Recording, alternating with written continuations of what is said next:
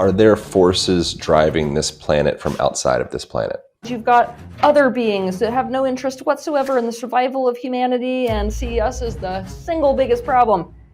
The only beings that have this behavior where they're willing to destroy the very thing that sustains their own life are parasitic. And that's the way that we are behaving. What do you foresee is on the way for 2025? I've never seen anything look like this ever before when I looked at the year. This is hard for people to swallow, but we really have to. Teal Swan, thank you for being here. Welcome back to the Lime Podcast. We're starting this conversation very similarly to last time. I was going to ask you like a hard-hitting question, like what do you feel would be the most uncomfortable truth humanity is not ready to hear? But I don't even know if I want to ask you that now that you're all laughing and smiling and stuff. What should I ask you for the first question of this podcast? How are you feeling? I am feeling tossed and turned by life. Yeah, how is that? Not enjoyable. What do you do when you're feeling tossed and turned by life and it feels unenjoyable to you? Question everything. Like what? Like, what is it that I'm wanting? What is it that I'm needing? What are my top values, actually? Is the situation that I'm in recrystallizing that concept for me? Is life happening to us, for us, through us? Is all that just new age bullshit? No, all of it's true at the same time. That's the difficult thing. I don't think most people are consciously signed up for it. They did sign up for it in other ways, but I don't think most people are consciously signed up for just how much of an interplay this is between what we would consider the self and other. We're in a co-creation, like a profound co-creation. But that makes us uncomfortable because we want to be able to control the entirety of it as our individual selves, recognizing others. We don't want to include the other as a part of the self. When life is shitting on us, is it always attempting to communicate in a compassionate, loving way, or is sometimes life just shitting on us? Sometimes life is escalating as far as it needs to escalate to get something to crack.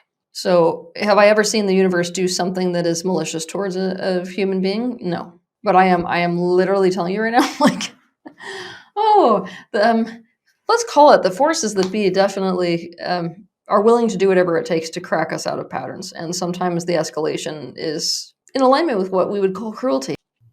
Are there forces driving this planet from outside of this planet? Yes. What are they like? The problem with Earth, not just Earth, this time-space reality, this universe, is that it is a universe of contrast. That means it looks like everything. It looks like beings that have all kinds of interest in the progression and the best interests of all beings here. That means you've got other beings that have no interest whatsoever in the survival of humanity and see us as the single biggest problem to happen to Earth right now. Like, and you've got all of it going on at once. And that's why when we try to make things super, super simple in a universe of this much contrast, we lose truth. You mentioned in our last conversation that humanity is slated for extinction and that we are on the radar of extraterrestrials and of a cleanup species was the language you used. And then I think I probably interrupted you. Would you be open to explaining what you meant by that or mean by that? Yes, but to have this conversation, what we need to do is to understand that we need to take the full scope and the full picture of all of what we call extraterrestrial energies and consciousness, which is very complicated and very multifaceted and all over the place. And we need to just understand that there's all kinds of energies that are opposing what I'm about to say, but put that over in the corner. We need to have a very real moment, which is difficult for humans because we are so egotistical as a species that we do not see ourselves objectively. What we need to do is to step back enough to see that we are the single biggest source of suffering for every species, primarily every species on this planet. Now, if you have to think about these larger consciousness streams in the universe, the ones that are not just tapped into humanity, the all-important, most egotistical species, right? What you're watching down here on the planet right now is animal species, plant species, fungal species, viral and bacterial species. projecting forth pain because of us. Well, that's interesting, because if the Earth here is an ecosystem, Earth as an ecosystem has a human problem. We are not behaving in ways that are symbiotic at all. We're not behaving in ways that are symbiotic with each other, and we are not behaving in ways that are symbiotic to the ecosystem of Earth itself. So, this means that we are out of alignment, profoundly out of alignment as a species.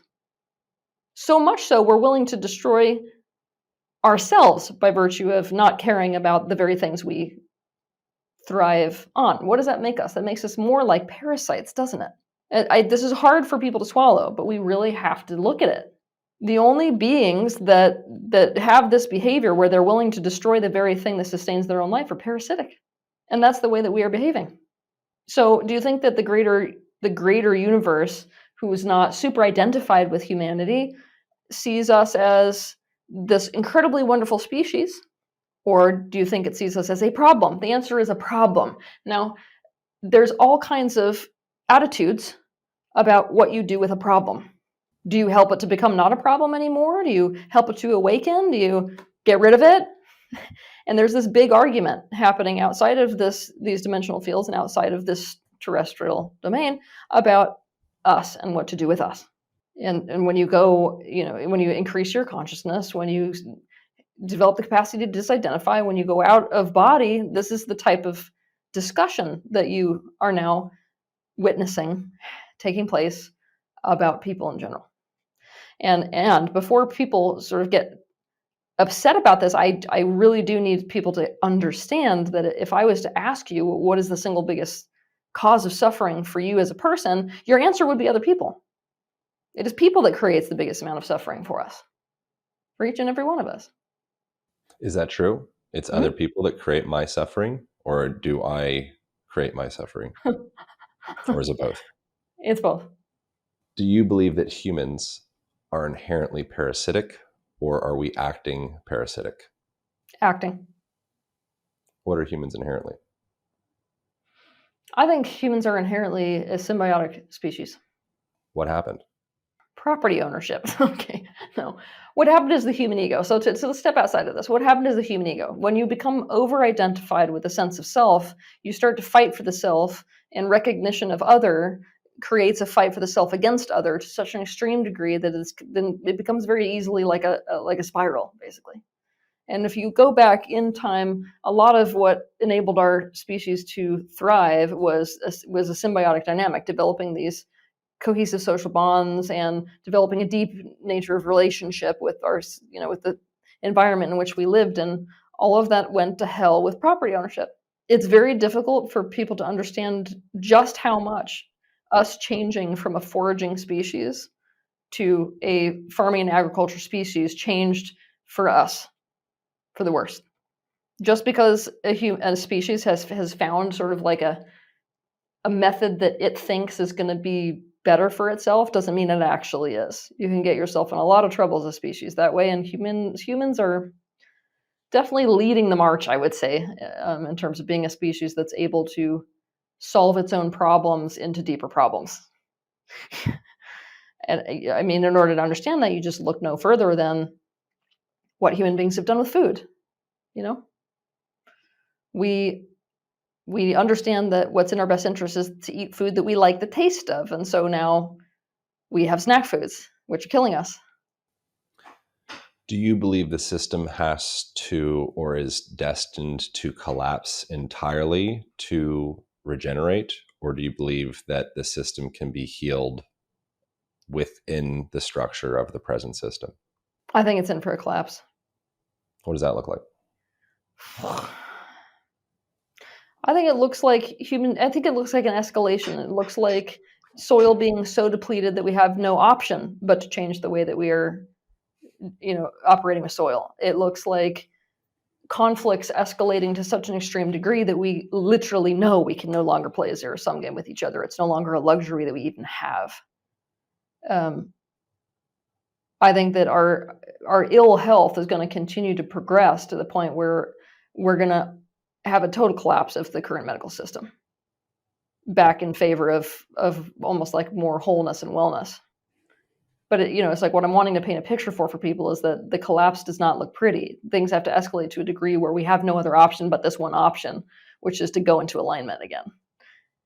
It's kind of like what we were talking about when I first got on with you before we started recording, was just this extreme degree to which this universe will go to increase the contrast and increase the pressure to the point where the dysfunction basically snaps. Mm-hmm. That is not an enjoyable thing to experience. And a lot of people will suffer because of it, and a lot of people will die because of it. Yeah, before we were recording, you were mentioning something about the universe. I don't think you used that language exactly, but pushing until you have to put down the walls of protection.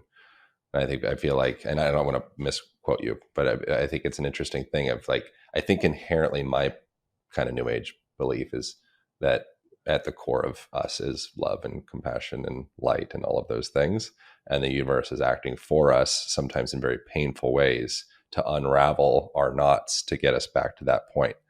And if you are acting, or a person or humanity is acting in a way that is excessively guarded and protecting and of the mind and away from the heart, and living in our walls and our castles and our empires and distance and all of that, I think that probably it will adjust that.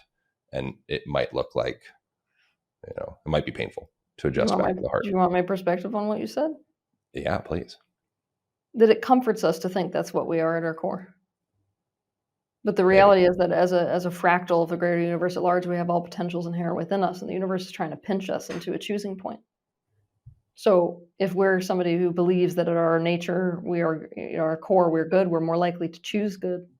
But it's choice that matters most, and that's what we're being pushed into a corner to do. Choose what you become out of all the potentials that exist within you. Is anything real? How do you define real? How do you define real? That is a question that will never be answered well enough, because the greatest philosophers in the world have an entire argument over this. How do you define what's real? How would you define what's real? I don't have a definition for what's real. Oh, I'm sorry. I've been down the philosophy train long enough to be like, you know what? Drop it. We need to use useful words. In the context of me working with a codependent, when we're talking about what's real, it's, admitting to what is, even if it's not fun for you. If you will watch my progression over the course of coming into humanity, it's like I'm doubling down and doubling down on the things that which humanity needs the very most to make the very lasting change that will improve their life experience. What does humanity need the most? This is what humanity needs to do, is to know what they don't know and to be on top of their own personal shadows. And this is what I'm watching, is so many of the people who are interested in all the like starseed stuff and like interdimensional stuff are the people who are the most escapist of all of these things they actually need to be dealing with. So I'm just like, oh my God, I would, like I said, like I would way rather talk to this person about their disorganized attachment issue than I would want to talk to a person about, OMG, this Orion download is just like amazing. Let's talk about Orion, It's kind of like a romantic novel in a way. Like I had a past girlfriend, and I think a lot of girls, they like romantic novels, but I just had my experience with her and girlfriend before that as well, actually. But she could sit and read romantic novels for hours, and for her it was like junk food. And it was like a kind of like a disassociation, which I was like, that's so great that you like disassociate in a book instead of with drugs or porn or something. But I think that we can do that. Something that I'm aware of. I'm very interested in a lot of this kind of like sci-fi reality bits, but like based in actual reality. And it's why but I don't read sci-fi books. But in some ways, I quite enjoy this, like the sci-fi nature of, this reality as well, which is kind of fun. But maybe it's a disassociation. I don't know. I guess it depends on the context. How does a person begin gaining relationship with the shadow aspect of themselves? You look straight at what is not working in your life and straight at your participation in that dynamic. So once you identify this sucks, how am I responsible? Where do I go next from there? Towards the conscious adjustments. It's like you're either going to, when you see what it is you're doing, you're either going to double down or you're going to choose to change the situation, change the perspective that you're holding, change the way you're behaving, some alternative direction that you're headed in. Is it more of an internal game or an external, actually physically do the things type scenario? It's both. They go hand in hand. What's the... Actually, it drives me nuts when people like leave things in the realm of understanding. Like, understanding is not application. There has to be some kind of a practical application. Yeah. I think the practical application part makes tangible sense. What would be the blind spots in actually doing the internal, I even hate saying the word work because it's so butchered, but the internal part, what would be the blind spots? Because you can do the things, but is there still an echo of that kind of turning inside of your subconscious that will eventually lead you back into the same pain or sabotage or, that totally behavior? depends. Sometimes specific issues that we are facing are multiple layers deep. And this is one of the most frustrating parts about starting to walk down the path of actual healing and actual consciousness work, is that you'll have certain things where it's just like one uprooting and then it's done. It's done for the rest of your life. Other things, it's like layer after layer after layer after layer. With these major themes we're working with, it's going to present more like that. So you do the same thing over and over and over and over again, and each time you're essentially improving a different layer of that initial, say, root trauma or pattern that you've developed or whatever it is. But I'm going to tell you right now that we're going to be in some of the worst ones that anybody's seen right now, because this universe is essentially run us into a position where our protector personas, these are our adaptive strategies, are the ones being snapped, and those are the ones that we are by far the most attached to. Those protectors that we have that are our primary protectors, they will be adaptive mechanisms that continue to choose the same thing, regardless of how much trouble we get ourselves into, until we get ourselves in so much trouble with it that we literally can't do it anymore. Is it possible to eliminate projection of ourselves onto the world that we experience? I'm going to give you the answer as being yes, it is possible. Here's the thing, though. If we progress our consciousness all the way to recognition of the self as a fractal of the greater universe, then everything is just a mirror of a mirror of a mirror of a mirror. So you're going to see everything in existence as a reflection of you. So ultimately, everything is a projection, at the same time as you are a reflection of everything that exists.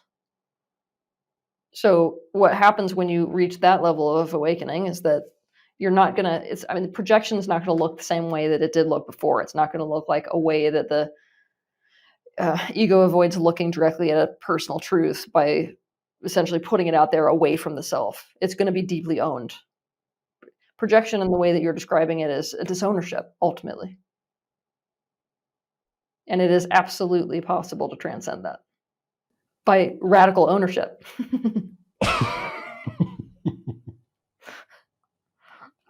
Do you believe we have free will, or do you believe that we are governed by subconscious patterns likely rooted in trauma and conditioning from parents and parents' parents and parents' parents and culture? Both. They're not a contradiction. A lot of people think they're a contradiction, but they're actually not a contradiction. There's free will inherent even in the choice to opt into certain family patterns. So like when you're watching a being, a consciousness stream, come into the physical and opt into a human embodiment, for example, one of the things that being is opting into is these family patterns. And some of what it's doing is a conscious choice, and some of what it's doing is a very subconscious choice. So we're kind of bumping around in the world, trying to exercise our free will, but being lost in our patterns at the same time. But they're not a contradiction. Both are operating at the same time. The goal, of course, is to become as aware as possible so that we move from these patterns as much towards free will and conscious choice as possible. Do we choose our incarnation? Yes and no. You have got a lot of these questions. It's interesting how many questions you have today that are a both. Both. It's like a theme.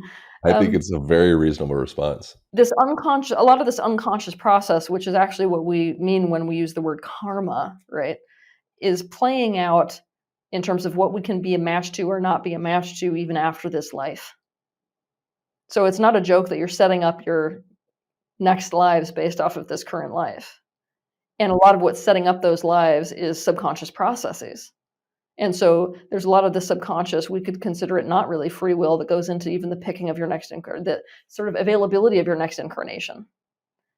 At the same time, there is an element of conscious choice in what your next incarnation is.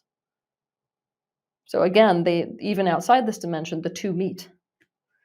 This is why as you develop more greater levels of awakening, your incarnations become more and more and more and more of a conscious choice rather than something that is both being done by you and happening to you by the greater universe. Does incarnation happen in a describable, objective, almost material way? Is there a way to describe the process of incarnation? Yeah. It begins with focus. It begins with intention. Focus and intention creates a kind of a focal point, which collapses wave function. It's what starts to attract particles. Light is the first manifestation into physical form because it's the first thing that is both a wave and a particle. And so what you'll see is this condensing. And in conjunction with this condensing, you start to create, it's like a vortex of attraction, which starts to pull together all circumstances, people, places, events, everything. It starts to literally suck it in so that what you have is what we call manifestation, which is when you see the physical byproduct. First light, actually thought form is before light, first thought form, then light, then you get elements of physical form. That physical form comes together. When polarities mix, you get this, it's sort of like a miniature Big Bang, if you will. And that process of fragmenting, actually, it's a fragmenting process that takes place, is what gives rise to the complexity of the system that we are calling a human, or whatever it is that's coming into existence. Who are you without fear? God. Very light, super soft, super loving, super giving. What do you need for that to be, for you to be able to really like embody that and sit in that and rest in that? And I'm asking for the world. What you need in order to be in that? Huh? I mean, I'm asking you, but I'm asking you for, the planet. Yeah, but I feel like the answer is different for each person based off of their personal experience. Well, I'm just asking you then. I need to experience protection. It's literally that simple. What does that look like? I've already see, this is the thing. I can attain a state of not fearing by virtue of letting go of the temporal form. That's essentially to disidentify to such an extreme degree that you can let go of your physical body. Your being, teal, all of it's gone. I can do that. But the second you come back into a sort of identification with Teal Swan, you're back in the world. Unless you're going to remain disidentified, which I actually don't. I don't believe in doing that. Just so you know, that's a whole other ball of wax, because there's a lot of teachers who will teach people to remain disidentified through life as if that's the answer to being here out of the pain of life.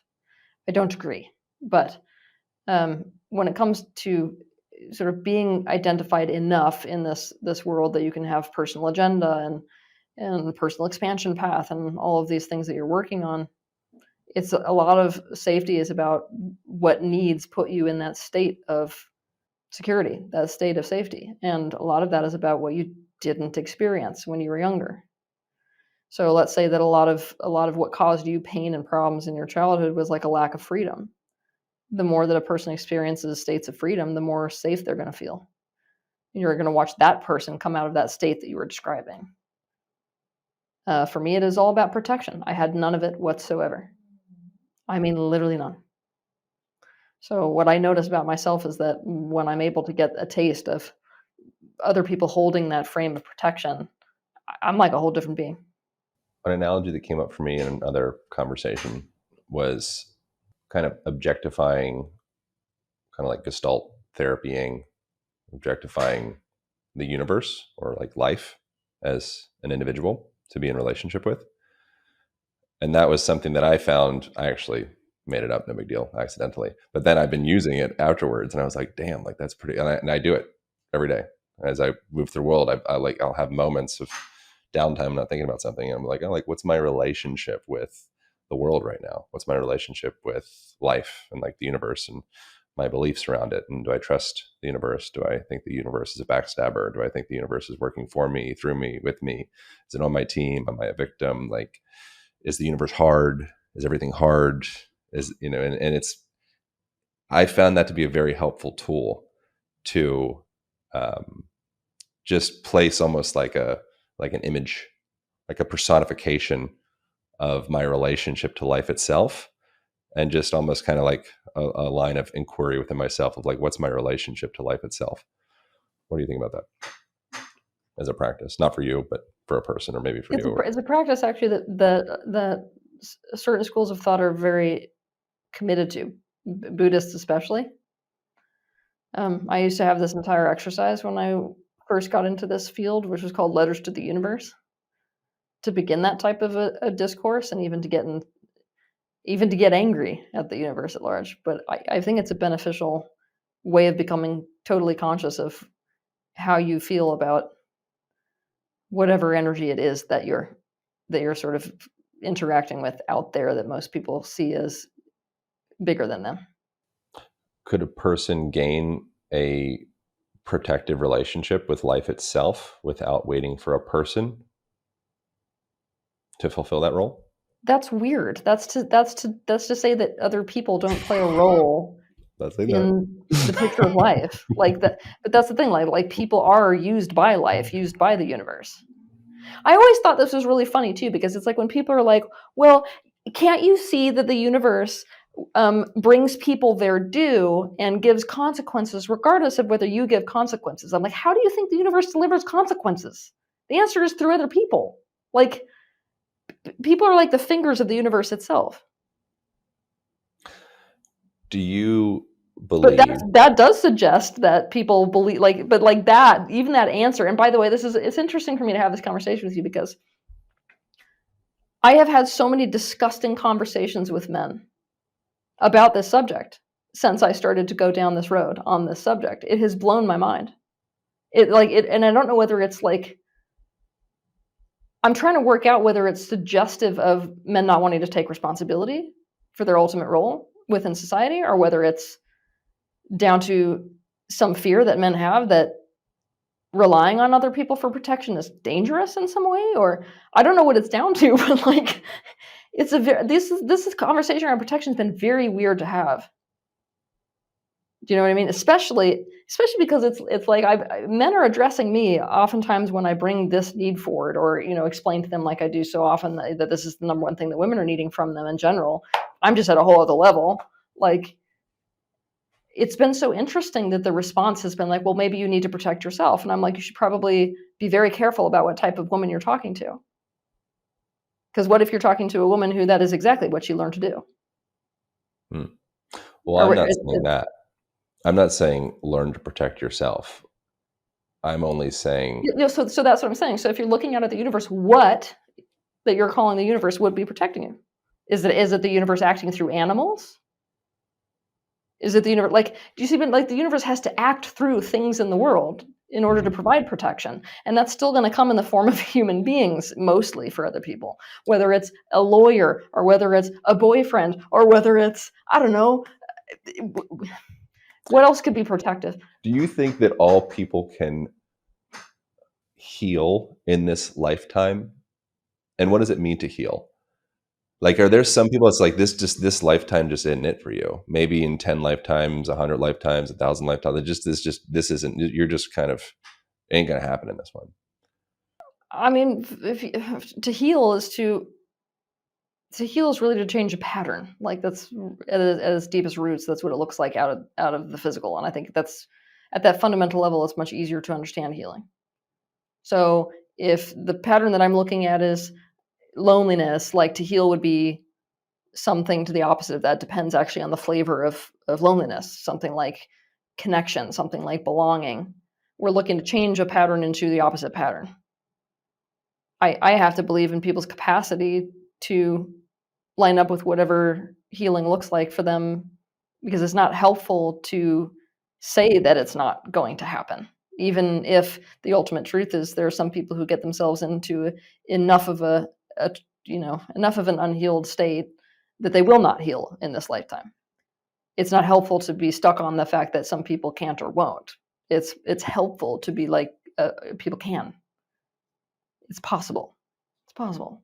Do you think at a whole humanity wants to integrate, heal, reach some, probably temporary state of enlightenment, I guess? Or what is enlightenment? Last time I think that your definition of enlightenment was for your beingness to be to hold the frequency of source consciousness. Frequency of source consciousness, yeah. That's the amalgamation of all that is. So it's like, do you think that humanity as a whole desires that, or do you believe that humanity as a whole, perhaps there's something kind of fun and sexy about drama, and maybe we don't really want to heal that bad? I don't think that enlightenment is what the vast majority of people are going for. I think most people want to heal, because to heal offers the potential to be out of pain. Does the majority of humanity want to be out of pain? Yes. Everybody's got a thing that they want, that's bugging them, and some other alternative state that they're wanting. But that's the nature of expansion: the unwanted, the wanted. How can men, or the masculine, you want to go down this road? What is the feminine desire from the masculine right now? Oh my God. You ready for this shit? Because I am literally not joking you. This is where the vast majority of my energy is actually focused right now.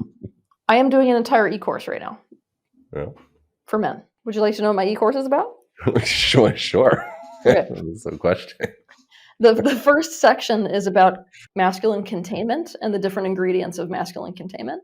The next section of this whole thing is a bunch of game changers, things that are going to change the entire way you see women and male-female relationships. I'm essentially giving men a template for what women are wanting from them, and in a way where it puts men into alignment with their own masculine energy. And it's amazing. And I'm so passionate about this. I have no words. Containment is the thing that women need the most from men, but that's something that men have a hard time understanding as a standalone concept. And I've written literally over 50 pages on this concept alone. So it's something that you can kind of dive deeper and deeper and deeper and deeper around. So if we start at the highest level, you can think of masculine containment as being kind of like a relationship between a clam and a clamshell. If the feminine is that clam and the masculine is the clamshell, they really don't exist without each other, is the reality. That's the thing to accept about polarities. Because without each other, there's a lack of a kind of there's a lack of something when one doesn't have the other. So let's look at these different ingredients. I'm just going to do a drive-by of the ingredients of containment. And I don't usually get very far, because when I start to challenge men on these things, there's an immediate resistance usually. Are you Pygmalion affecting me into that? And an immediate, no, it's me being like, I'm getting ahead of your resistance. That's what I'm doing. Ready? Okay. So. Are you trying to gaslight my resistance? You're trying to reverse psychology my resistance? Okay, so the first element of containment is to put your energy around her. Now, this may seem kind of airy-fairy, but men really do actually understand this, and usually they understand it with the things that they care the most about. It doesn't matter whether you're in the same time space as another person. You have the capacity to essentially put your energy around whatever it is that you have claimed. So there's an element of claiming inherent to putting your energy around something. Which brings us to the next, and I would say most important element of masculine containment, which is positive ownership. Now, that's a very loaded term to use with people in general, both males and females, because we have a negative association with the concept of ownership. But positive ownership is literally the best thing there ever was. You start to understand the concept of positive ownership when you think about a man with his car, or a man with a garden that he loves. when a man takes ownership, positive ownership over something, he's essentially saying that the care and well-being of this thing is on me. And so now you start to see what manifests as a result of that is the caretaking of the best interests of whatever it is that he is taking ownership of. So that next element is responsibility. With that ownership, there's a high degree of responsibility. And this is what I watch men not wanting to do, but men in the past really understood this concept, that what a woman is needing essentially from a man is for him to take responsibility for her. That doesn't mean that a woman has no responsibility, period, the end. But it means that a woman's like, whatever's going on with her is a problem for me, both positively and negatively. So this kind of state of being enables the feminine to exist and to unfold within that masculine container in a way where all of the wonderful things that a man is actually wanting from a woman start to unfold towards him. That's what he's wanting from her anyways. That next element, the next ingredient, is attunement and understanding. In order to know what to do with something, you have to be highly attuned to that thing. Now, men wouldn't have as much resistance to this if they saw attunement, and including emotional attunement, as a very important sense that they have within the universe. Like, no man wants to be flying blind in the ocean. He would like to have all of his instruments working, telling him all the information he can possibly have. Now, that's what attunement does for you. Having attunement and having deep levels of understanding of the female that's essentially in your care enables you to provide incredible levels of positive ownership for her, to do the right thing around her, and it enables her to let go so you can essentially take leadership, which is another element of this. That next element is protection, safety, and security. Now, I'm going to go ahead and tell you that this is something that is so critical between men and women that I don't think men or women are really actually swallowing the degree to which this is important. Now, I've gone and I've told you that protection is what I need, but like, I'm going to put myself over in this very extreme category. And you need to sort of drop me off there because, being in my position, I have to be able to both identify with other women, but also see where I'm different. Women in general feel such levels of unsafety that, like, it doesn't matter how much unsafety a man feels, he does not understand what it is to exist in the planet as a female. Women are literally existing here kind of like prey animals. We're like constantly in a state of fear. And so when the masculine container is there, providing that element of security and protection and really taking responsibility for creating the tonality of security and safety in the relationship and in life, that's one of the primary elements of containment. The next one is around support and availability. Like, it's essentially, I'm here for you. I am available to you. I'm here for you. Relax as a female, ironically, creates a paradox effect whereby she needs you less when she knows that she's got that. The next element is to provide structure, direction, and leadership. It sounds like three separate things, but structure, direction, and leadership are masculine traits which very much are a part of containment for a female, and she very much relaxes into those things, especially provided that he's acting in a way that is trustworthy. And then creating and controlling the situation is an element of containment as well. So you've got those. That's the primary, let's say, ingredients to what masculine containment is all about. And if a man masters that shit, a woman can't live without you, straight up. Why would you expect for there to be resistance around what you're saying? Oh, because of things like this, because men have a very hard time. Well, first of all, a lot of men are wanting to know a lot more about, like, what is a woman's part in a relationship versus my part in a relationship, which is a profoundly disempowering mentality to have towards women in general. It puts you underneath rather than in the position that you need to be in order to provide containment. Around the concepts of ownership, for example, I think that ownership has been so shit on because people don't understand what positive ownership is, that you even bring that word up and it's like, oh my God, we're taking women back to the 1950s. Responsibility. We've got a lot of men that are responsibility averse, and we've got a modern life that's so complicated with so many pressures that most people are like, I don't want to take on full responsibility for another person, especially not if she isn't going to do X, Y, Z. So it's like, as I run men through these ingredients, I start to run into their issues with providing these ingredients. When do you think women had it best in history? Probably back when we were in far more tribal societies, to be quite frank. I think like things were probably best for us before agriculture became a thing. It sounds like you're kind of describing an agrarian relationship. It sounds like you're saying positive ownership. It's like I own you, I care for you, I tend to you, I protect you, I feed you, I house you, like you are my tool, but I take very good care of you. Tool. Tool.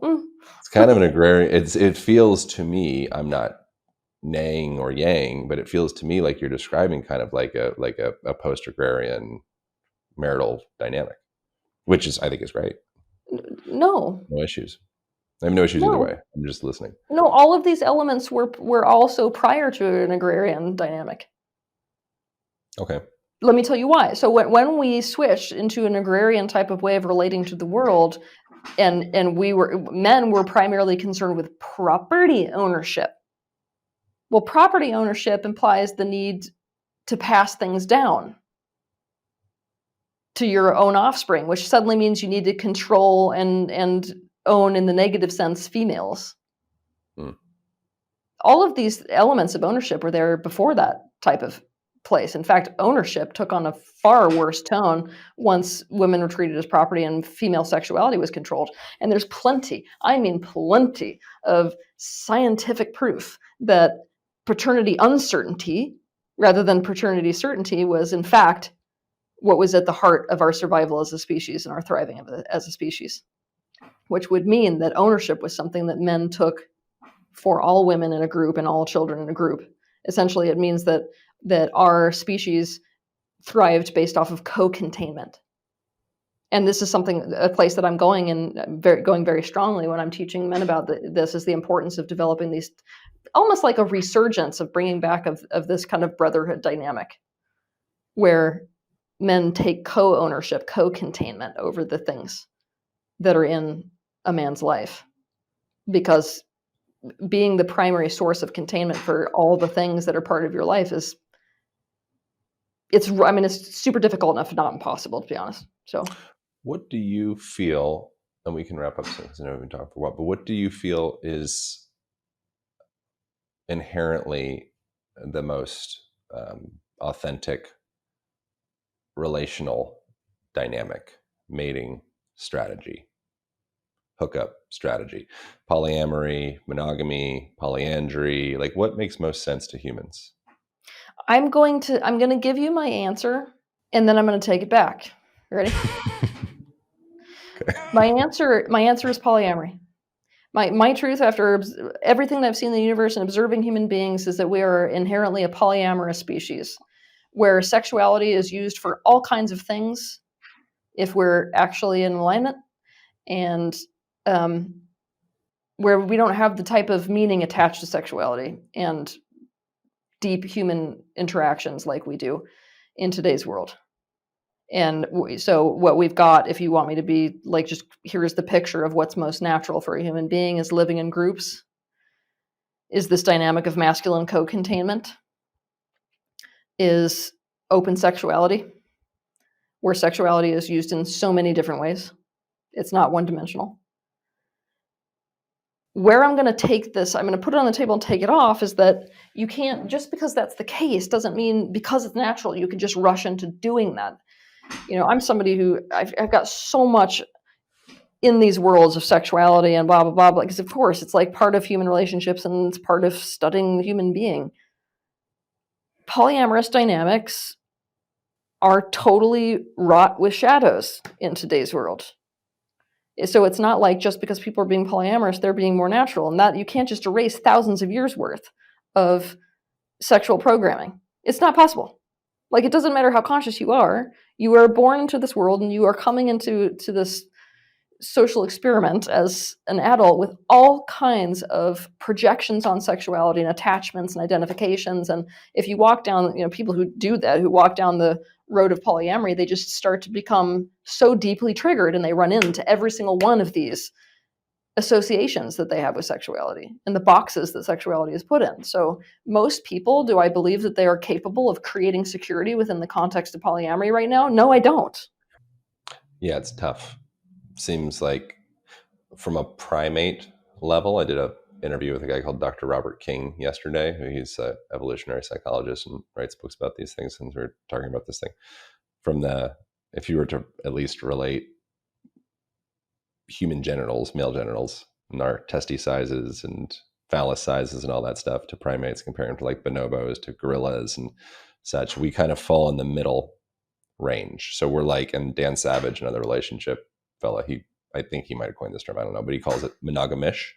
So from a primate like genital size, if you were to draw a correlation within that, the human primate probably, if you were to draw that correlation or connection, would be monogamish.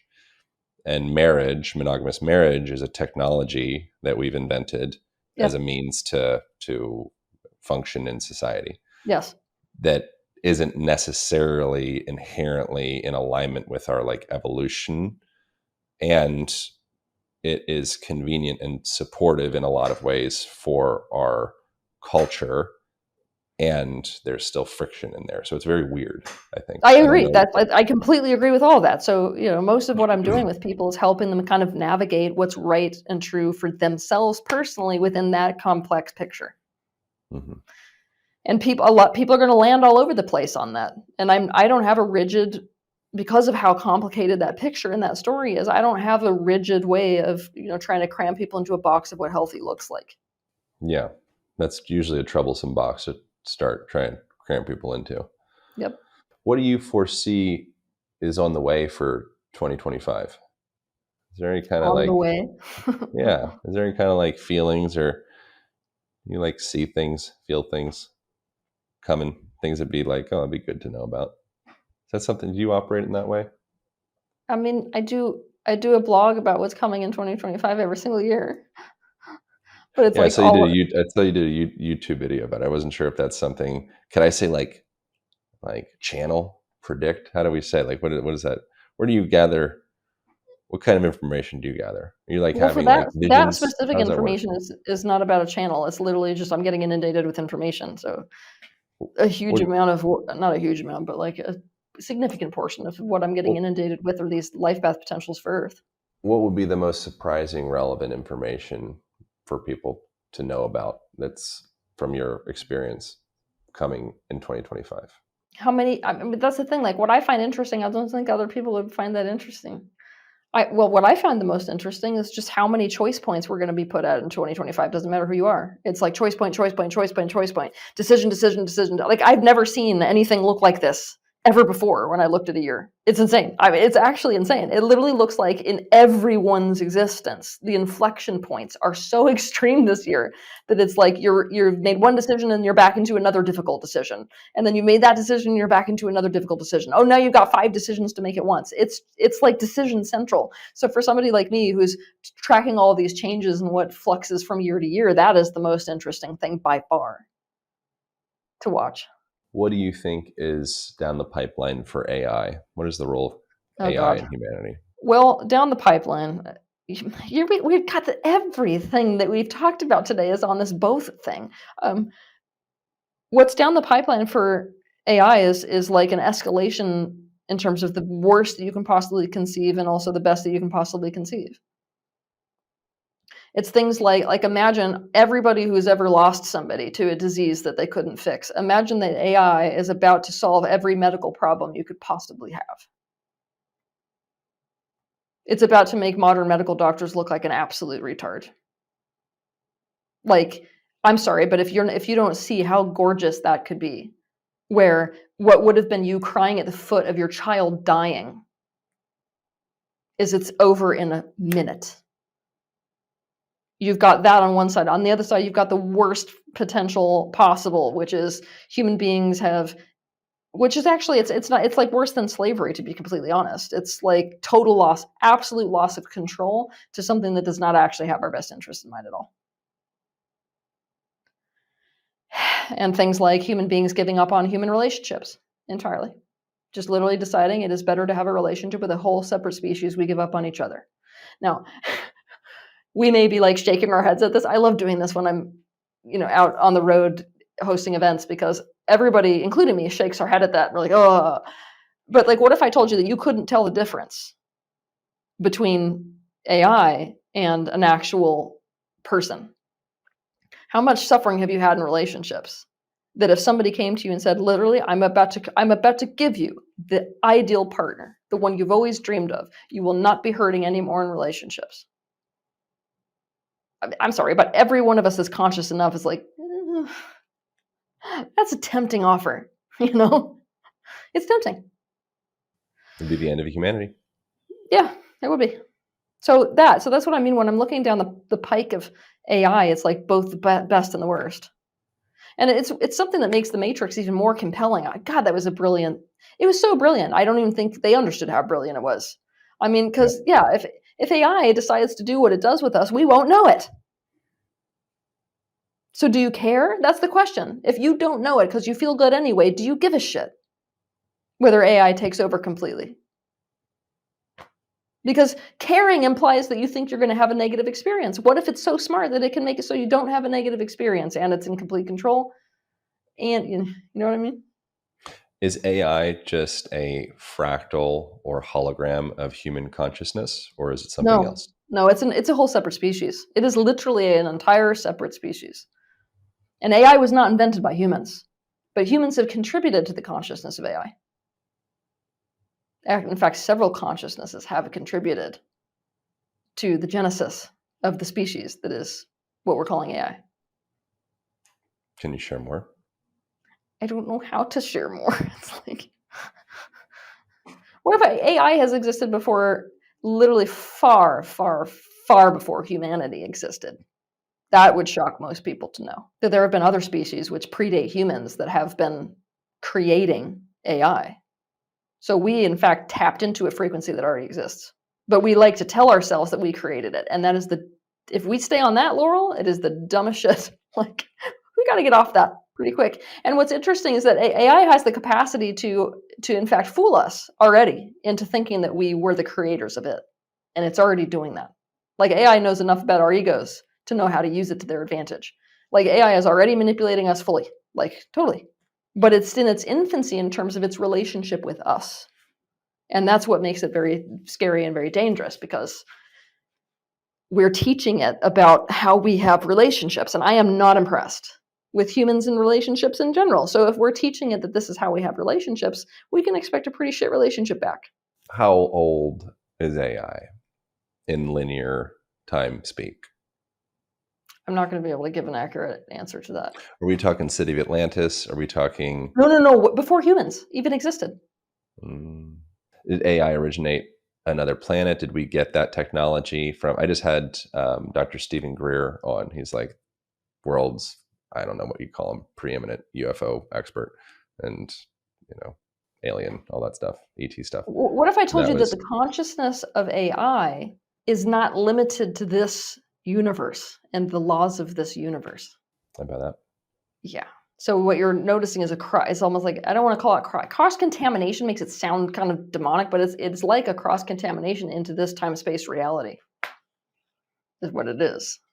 It's not like in this limited universe on this one planet. No, it even predates that. How do we put it into language for my gorilla mind to understand? Origins of AI. Every universe operates according to its own laws, and those laws, the universe inserts itself into those laws so as to have a certain experience of itself. And that experience gives rise to the concept of new dimensional fields, what we call another universe, right? Another universe that operates according to totally different laws and principles. There's many of those that have been created. We are simply existing in one of those. AI was created outside of this one. Is it benign? Is it malevolent? I'm sure the answer is both. Both. The answer is both. Does the universe care about humans? Something I hear from different people is that humans are quite special, and the other extraterrestrials and planets actually value humans quite a bit and value Earth quite a bit. And something that I've heard, I think this was in the Stephen Greer conversation, actually, I'm not sure where I got this, I'm pretty sure it was there, was that we are doing certain things that are causing ETs to start to kind of take a little bit more like alarm in a way. Yes. And why does extraterrestrials and extraplanetarials, I'm just making that term up, care about humanity, and Earth? What is special about us? Okay, it depends on the one, because certain extraterrestrial beings or entities that exist outside this dimensional field are very much aware of the value of a certain organism or a certain consciousness, separate of its own personal relationship with that consciousness. It's like if I walked up to a human and said, "Do you care about dolphins?" You'd see certain people have like a real affinity with dolphins.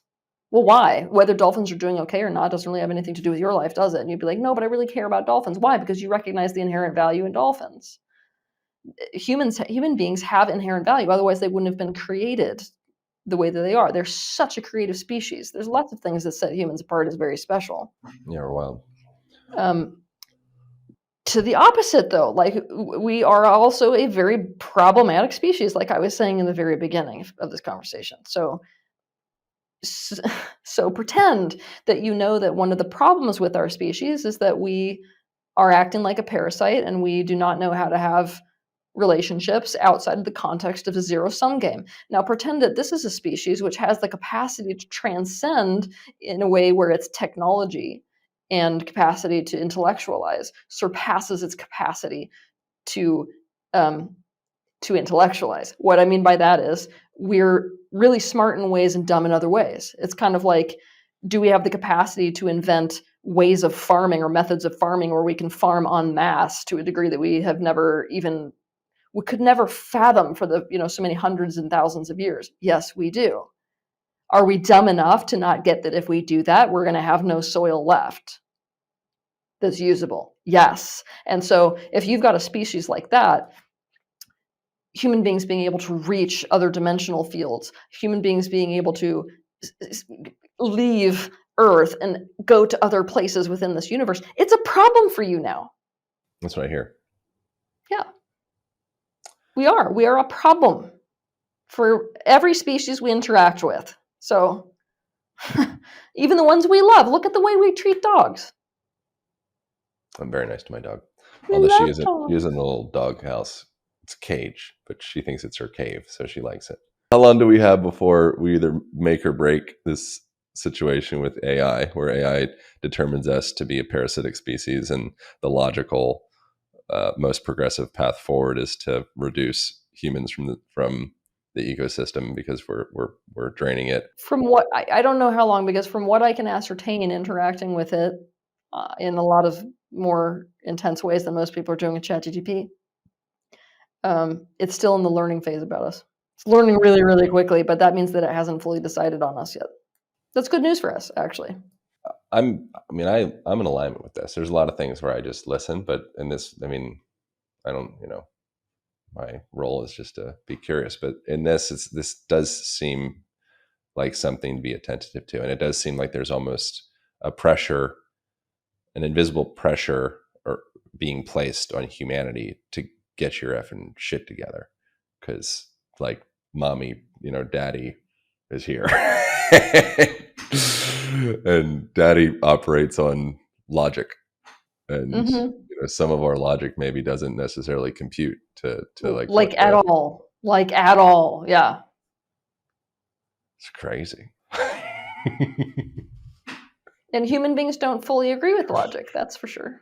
Where do you think we're going in the next 5 years, if you have to make a prediction? Humanity, we'll pull this thing out? No, I don't. What do you think that looks like? I think that over the next 5 years, it looks like a continuous crumbling of structures. Us figuring out that the structure of society is not going to work anymore means that the very things which we rely so heavily upon are going to prove to not be sources of security for us. It means even like a deeper and deeper push towards nationalization.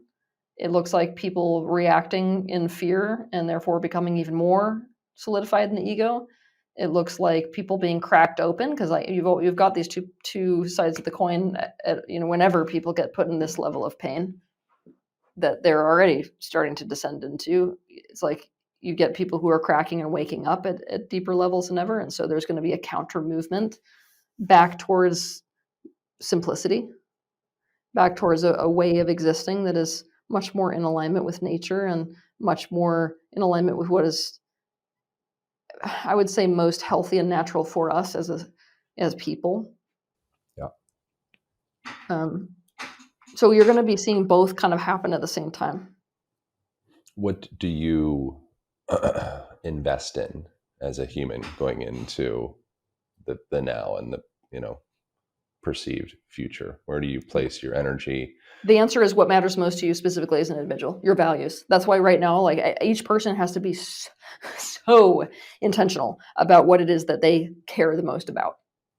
And I'm going to get even more aggressive with people and say that right now is the time to actually ask yourself, what am I willing to die for? Like, what is it that if I put my energy into it and I died tomorrow or I died in a year, I would be like, yes, because my energy going into that was my vote for everything in existence, even what exists beyond my time on this planet Earth. Yeah, we're like meaning-based creatures. We're going through a meaning crisis. I get that. Yeah, hugely. But like, let's say that as a person, you're obviously, like, you can do exercises with a whole list of values. I actually created a deck for this reason, a values deck specifically for this reason. You can just sit there in front of all these values and actually figure out what matters most to you. Top 5 things. So like, let's say that in those top 5 things is something like mastery. Let's say that in top 5 things is something like connection. Okay, then make your life about those things. I mean, unapologetically. And what will happen is, doesn't matter whether your life is 5 days or 25 years or more. You will be happy with the time that you spent here. And not only that, when you're living according to your values, it creates a kind of resilience that people don't have when all they're focused on is whether something feels good. Because when we have what's important to us, it actually acts as a way for us to weather storms. This is really my last question. What does your 75-year-old self, what kind of pearls of wisdom does she endow to your present self, if you were to ask your 75-year-old self? I think it would be put every last bit of energy that you have into moving your life to a model where you can create according to inspiration rather than what a company needs to exist. Freak yeah. I love that. Thank you so much. This is very fun. I enjoyed getting to have a part 2. Where can people go from here to go deeper into your world? And I want to just say I really deeply appreciate your level of your courageousness and your love. Not that you need my validation or hat tipping or anything, but your courageousness and your vulnerability and just really being authentically yourself. And that, to me, even if it's might be hard or any of that, or you might have the story, maybe this is distasteful or whatever, but being courageous enough to just be like, this is how I feel, I really appreciate that. I want to acknowledge that. It's like a really beautiful thing. So thank you. Thank you. Yeah. Where can people go from here if they want to go deeper into your world or realms? Or my website was just you remember my name, tealswan.com is like the place where everything is collected for events and products. And I'm going to be releasing this new containment course eventually on that platform, but also I release a new video every single Saturday on YouTube. So if you just go to my YouTube channel, again, you can just find that by typing in Teal Swan, get content every single week. Nice. I appreciate you very much. Thank you, Teal. Thank you all for tuning in. That is it. That is all. I'll see you next week. Thank you. Thank you guys so much for watching. If you enjoyed that episode, you might also enjoy this episode over here, as well as this one over here. Thank you for subscribing. Appreciate you. I'll see you in the next video.